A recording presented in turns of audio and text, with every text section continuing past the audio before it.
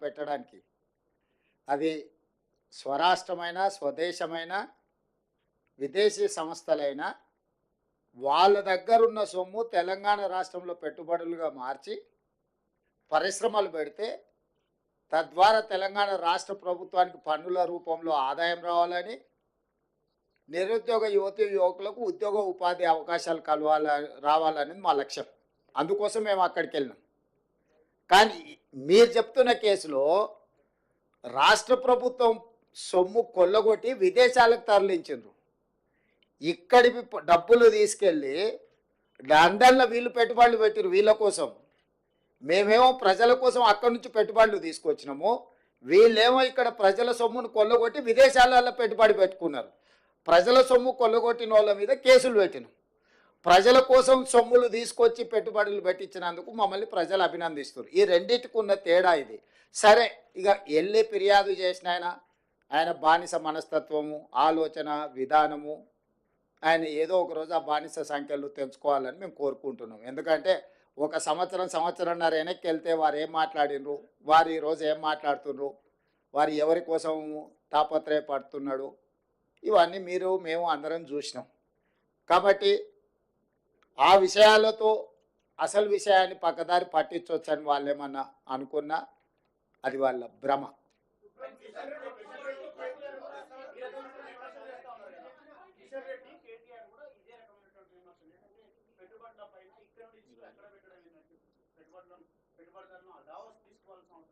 నువ్వు ఇంతకుముందు అడిగిన సమాచారమే. మహారాష్ట్రకు సంబంధించిన రిలయన్స్ సంస్థతో మహారాష్ట్ర ముఖ్యమంత్రి దావోస్లో ఒప్పందం చేసుకున్నాడు, దాన్ని ఎందుకు విమర్శించలేదు అని మీరు అడిగినారు. సేమ్ ఈ నువ్వు ఇచ్చిన సమాచారమే ఆయనకు సమాధానం. వాళ్ళ దుఃఖమంతా, బాధ అంతా, అసూయ అంతా, కడుపులో కుళ్ళంతా, వీళ్ళు ఎక్కడో ఒక దగ్గర విఫలమైపోతారు. దాన్ని చూసి పైశాచిక ఆనందం పొందాలనుకుంటే వీళ్ళు వెళ్ళి విజయవంతంగా చాలా రాష్ట్రాల నుంచి ముఖ్యమంత్రులు వచ్చిండ్రు. చాలా రాష్ట్రాలు వాళ్ళ ప్రభుత్వం యొక్క విధి విధానాలు అక్కడ చెప్పుకోవడం జరిగింది. అందరినీ పరిగణలోకి తీసుకున్న తర్వాత ఇతర రాష్ట్రాల నుంచి, ఇతర దేశాల నుంచి తెలంగాణ రాష్ట్రము అద్భుతమైన పెట్టుబడులను సాధించింది. దీన్ని అభినందించాలి. కడుపులో కుళ్ళు ఉన్నోళ్ళు, మా మీద అసూయ ఉన్నోళ్ళు అభినందించారు, ఏడుస్తుంటారు. ఏం చేస్తాం వాళ్ళని చూసి? ఇప్పుడు పెట్టుబడుల గురించి మాట్లాడుకుందాం చారి గారు. నేను మీకు ఒకటే చెప్పదలుచుకున్నా, ఈ మధ్య రీసెర్చ్లలో ఒక కొత్త జబ్బు ఏదో కనిపెట్టినరు. అంటే డాక్టర్లు మన ఏదో మాట్లాడుతూ చెప్తాం, అటెన్షన్ సీకింగ్ డిజార్డర్.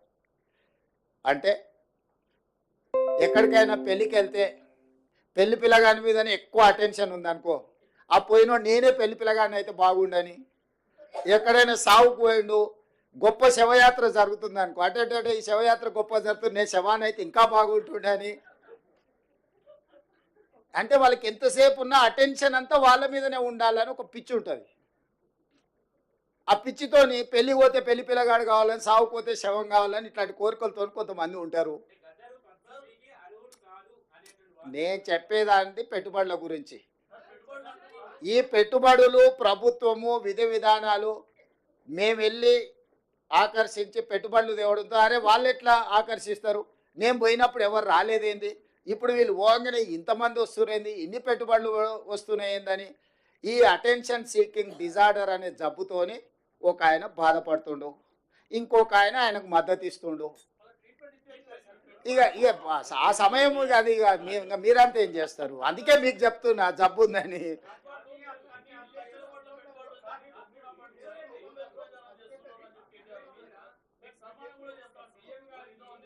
ఏంటి అండి?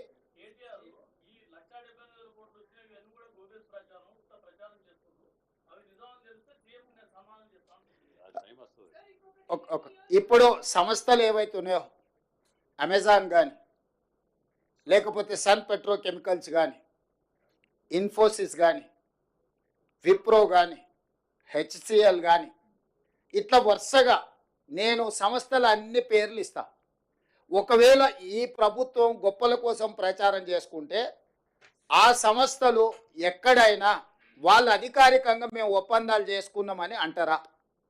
అంటే ఒక మనిషి యొక్క లేఖితనము, అజ్ఞానము ఇప్పుడు ఐటీఈఎస్ సింగపూర్ ప్రభుత్వం మాతో ఒప్పందం చేసుకున్నది సాంకేతిక పరిజ్ఞానంతో. అంటే సింగపూర్ ప్రభుత్వము మాతోని ఒప్పందం చేసుకుని మేము కాదు, వాళ్ళు చెప్తున్నారు కదా. అదేవిధంగా ఎస్టీటీ డేటా సెంటర్ సింగపూర్ నుంచి, అదేవిధంగా క్యాపిటల్ ల్యాండ్, ప్రపంచంలోనే పెట్టుబడులకు Blackstone investments, capital land అనేది ఒక పెద్ద సంస్థ, ఆల్రెడీ వాళ్ళ ప్రజెన్స్ ఇక్కడ ఉంది ఆ సంస్థ. అదేవిధంగా HCL tech, Infosys, Wipro, Eklat health solutions, world economic ఫోరంలో ఉండే digital health actual, Skyroot aerospace, ఇక్కడ ఆల్రెడీ రాకెట్లు తయారు చేస్తున్నారు, మీకు తెలుసు కదా వాళ్ళు. సో అదేవిధంగా జేఎస్డబ్ల్యూ గ్రూప్ అంటే జిందాల్ స్టీల్ వాళ్ళు, అదేవిధంగా అమెజాన్ వెబ్ సిరీస్, అదేవిధంగా ఇట్లాంటివి సేఫ్టీ టెక్నాలజీస్, ఇట్లా ఈ సంస్థలన్నీ ఇంకా చాలా ఉన్నాయి. నేను యువతల జేసీకే గ్రూపు, కంట్రోల్ ఎస్ డేటా సెంటర్స్లలో వాళ్ళు ఎంత క్వైట్ పాపులరో మీకు తెలుసు కదా. యూనిలివర్, ఇప్పుడు మన దగ్గర ఉన్న హిందుస్థాన్ లివర్ లిమిటెడ్ ఒరిజినల్ మాతృక యూనిలివర్, వాళ్ళు వాళ్ళ సంస్థను ఏర్పాటు చేస్తామన్నారు. అదేవిధంగా సుహానా మసాలా, రామ్కీ గ్రూప్, యూబిఎస్, అంటే ఇట్లా ప్రపంచ స్థాయిలో పేరెన్నికగన్న సంస్థలు, వాళ్ళ ప్రతినిధులు, వాళ్ళ సిఇఓలు దావోస్ వరల్డ్ ఎకనామిక్ ఫోరంకి వచ్చి తెలంగాణ పెవిలియన్, మేము వాళ్ళ ఆఫీస్లోకి వెళ్ళలే, ఎక్కడైతే తెలంగాణ రాష్ట్ర ప్రభుత్వం యొక్క అధికారిక కార్యక్రమాలు నిర్వహించే స్థలం ఉన్నదో వాళ్ళు అక్కడికి వచ్చి అపాయింట్మెంట్ తీసుకొని తెలంగాణ రాష్ట్ర ప్రభుత్వంతో ఒప్పందం చేసుకున్నారు. ఇవాళ ఆ ఒప్పందాలను కూడా ఇప్పుడు ఆయన అన్నాడు కదా, ఈ లిస్టు మీకు అఫీషియల్గా మా ప్రతినిధులకు చెప్తాను, ఈ టోటల్ అఫీషియల్ డాక్యుమెంట్ మీకు రిలీజ్ చేస్తాం, ఏ సంస్థ నుంచి ఎన్ని వేల కోట్ల రూపాయలు ఒప్పందం చేసుకున్నాము. ఈ ఒప్పందాలను మా నుంచి సేకరించడం కాకుండా ఆ సంస్థల నుంచి మీరు క్రాస్ చెక్ చేసుకోండి, నిజంగానే ఈ సంస్థలు మీరు తెలంగాణ రాష్ట్ర ప్రభుత్వంతో ఒప్పందాలు చేసుకున్నారా, భవిష్యత్తులో మీరు తెలంగాణ రాష్ట్రంలో పెట్టుబడులు పెట్టదలుచుకున్నారా అని మీరు కనుక్కోండి. 60,000 కోట్ల రూపాయల ఒప్పందం చేసింది అమెజాన్, 45,000 కోట్ల రూపాయల ఒప్పందం చేసింది సన్ పెట్రోకెమికల్స్. అంటే 1,05,000 కోట్ల పెట్టుబడులు ఈ రెండు సంస్థల గురించి నేను వివరాలు చెప్తున్నా. మిగతా ఇన్ డీటెయిల్ ఇక్కడ ఉన్నది.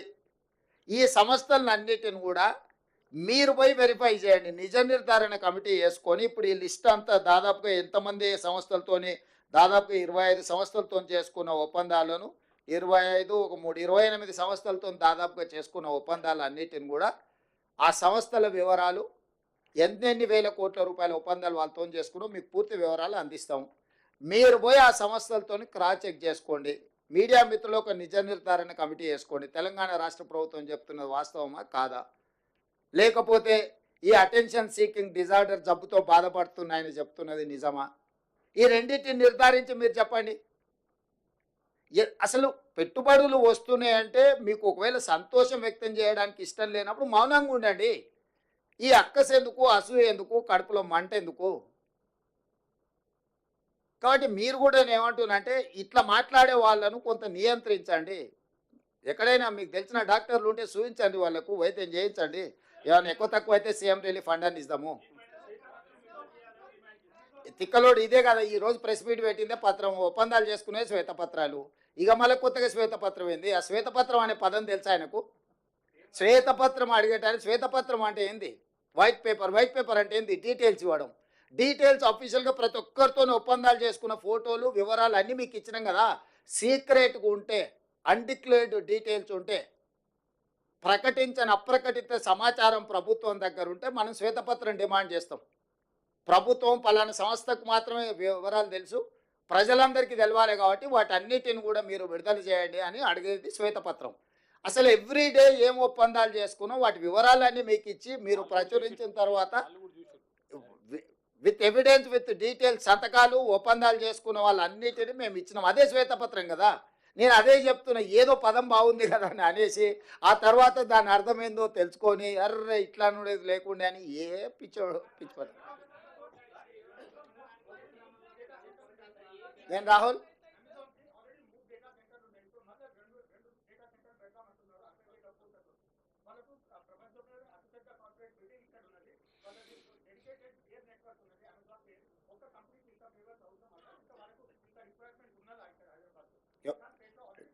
నీ నీ అభిప్రాయమా వాళ్ళ అభిప్రాయమా? రాహుల్ వద్దంటావా పెట్టుబడి? ఇప్పుడు ఒక న్యూస్ ఛానల్ ఉందనుకో, రెండో న్యూస్ ఛానల్ వద్దని నిషేధిస్తావా? పొటెన్షియల్ ఉంటేనే పెట్టుబడి. వ్యాపారస్తుడు వ్యాపారం లాభసాటిగా ఉంటేనే పెడతారు. రాహుల్ని చూసి మొహమాట వాడి పెట్టుబడులు ఎవరు పెట్టరు. మొహమాటానికి వస్తే కాఫీ దాయిపిస్తారు తప్ప పెట్టుబడులు పెట్టరు. ఈరోజు మన ప్రభుత్వం యొక్క విధానాలు, ఈరోజు ఎనర్జీలో మనం తీసుకొచ్చిన ఓపెన్ యాక్సెస్ విధానం, ఈరోజు డేటా సెంటర్స్ని ఎక్కువ ఆకర్షించడం, దాదాపుగా డేటా సెంటర్స్కి రిలేటెడ్లో 1,00,000 కోట్ల రూపాయల పెట్టుబడులు ఎందుకు వచ్చినాయంటే గత ప్రభుత్వం యొక్క విద్యుత్ విధి విధానాలు, మా ప్రభుత్వం వచ్చిన తర్వాత తీసుకొచ్చిన ఎనర్జీ పాలసీతోని ఈరోజు మనం పెట్టుబడులను ఆకర్షించినాము. ఎప్పుడు కూడా పెట్టుబడులు ఆయా రాష్ట్ర ప్రభుత్వాల యొక్క విధి విధానాలను బట్టి పెట్టుబడులు వస్తాయి. ఈరోజు మనం తీసుకొచ్చిన ఎనర్జీ పాలసీ వల్ల మనం మ్యాక్సిమం ఇన్వెస్ట్మెంట్స్ని అట్రాక్ట్ చేయగలిగినాం. అంటే మన ప్రభుత్వము వాళ్ళ పెట్టుబడులకు అవసరమైన అనుమతుల విషయంలో తీసుకొచ్చిన సరళీకృత విధానాల వల్ల వాళ్ళు ఈరోజు మన పెట్టుబడులు ఇచ్చిండ్రు. అమెజాన్ గొప్పదని నువ్వే అంటావు, ఇక్కడ ఉందని నువ్వే అంటావు. 60,000 పెట్టుబడులు పెడతా అంటే మాత్రం నువ్వు బాధపడతావు. ఎందుకు? నువ్వంటే అదే నీ వెనకాల ఉన్న ఆయన గురించి, నువ్వంటే నువ్వు కాదు.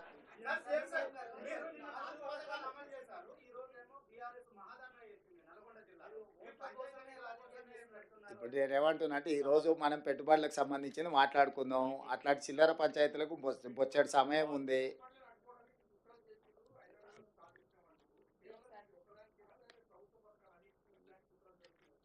అది ఇక నువ్వు చెప్పాలి, నువ్వు విచారం. ఎందుకంటే నిర్మాణం మేము దేశంలో లేము. ఏమేమి జరిగిందో మొత్తం వివరాలు మీరు చెప్పండి. చెప్తే దాన్ని బట్టి నిర్ణయం. ఎస్ సారీ,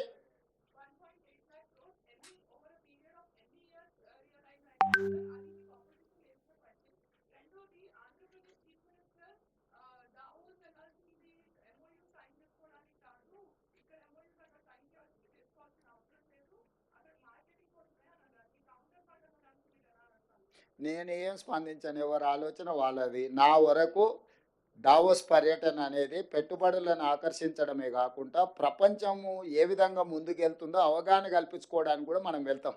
అన్ని విషయాలు మనకు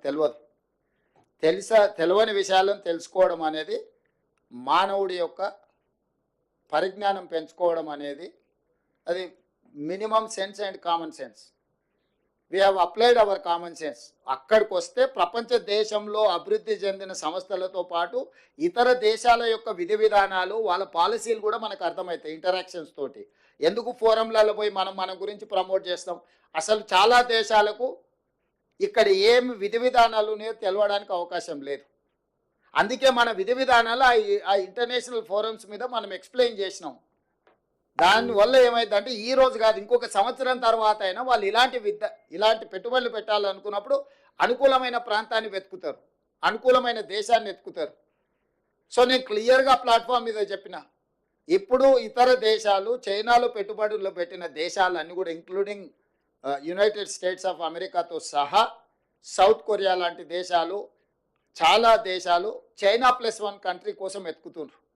కోవిడ్ వచ్చిన తర్వాత చైనాలో పెట్టిన పెట్టుబడులు చైనా నుంచి జరుగుతున్న ఎగబోతుల మీద తీవ్రమైన ప్రభావం చూపించింది. సో ఆ దేశంతో ఒకసారి సత్సంబంధాలు దెబ్బతింటే మొత్తం పరిశ్రమలే మూతబడే పరిస్థితి వచ్చి అసలు ఆ పరిశ్రమల మనుగడనే కష్టమవుతుంది అనుకున్న సందర్భంలో చాలా దేశాలు, థాయిలాండ్ కావచ్చు, ఫిన్లాండ్ కావచ్చు, యుఎస్ కావచ్చు, సౌత్ కొరియా కావచ్చు, చాలా దేశాల పేరు చెప్పగలుగుతారు. వాళ్ళందరూ చైనాకు ప్రత్యామ్నాయంగా ఒక అనుకూలమైన దేశం కోసం, ప్రాంతం కోసం వెతుకుతూరు పెట్టుబడులు పెట్టడానికి. అందుకే నేను టైమ్ అండ్ అగైన్ ప్రతి ప్లాట్ఫామ్లో చెప్పిన చైనా +1 అనే పాలసీకి తెలంగాణ అనుకూలము, తెలంగాణకు రాండి, తెలంగాణకు పెట్టుబడులు పెట్టండి. తెలంగాణ స్టేట్ను ప్రమోట్ చేసుకున్నాం మనము. ఇక్కడ competition between different states and different countries. పక్క రాష్ట్రం, ఈ రాష్ట్రం, ఆ రాష్ట్రం కాదు, అన్ని రాష్ట్రాల ముఖ్యమంత్రులు వచ్చారు. కానీ పెట్టుబడి పెట్టేటోడు ఏడ పెట్టాలనో ఫోకస్డ్గా అక్కడ పెట్టుబడి పెట్టారు. వాళ్ళ అంతర్జాతీయ నిపుణులతోని సంప్రదించిన తర్వాతనే వాళ్ళ పెట్టుబడులకు రక్షణ ఎక్కడ ఉన్నది, పెట్టుబడులను సాంకేతిక నైపుణ్యం ఎక్కడ ఉన్నది, ఈ రెండింటిని పరిగణలోకి తీసుకొని తెలంగాణ రాష్ట్రంలో పెట్టుబడులు పెట్టినరు. సరే ఈ రాష్ట్రం ఆయన ఏం చెప్పిండు, ఆ రాష్ట్రం ఆయన ఏం చెప్పిండు, వాళ్ళందరూ ఏం చెప్తున్నారు అని కాదు. నేను పెట్టుబడులు పెట్టే వాళ్ళకి నేనేం చెప్తున్నా, నన్ను విశ్వసించి వాళ్ళు నా రాష్ట్రంలో పెట్టుబడులు ఏం పెడుతున్నారు అనేది మన ఫోకస్. మా పర్యటనలో పెట్టుబడులను ఆకర్షించడమే కాదు, ప్రపంచంలో జరుగుతున్న పరిణామాల పట్ల అవగాహన కూడా కల్పించుకోవడంలో భాగంగా ఈ పర్యటన, ఈ రెండు మాకు ఉపయోగపడ్డాయి. ఈ రెండింటి ప్రాతిపదికన తెలంగాణ రాష్ట్రాన్ని అభివృద్ధి పదం వైపు నడిపిస్తాం.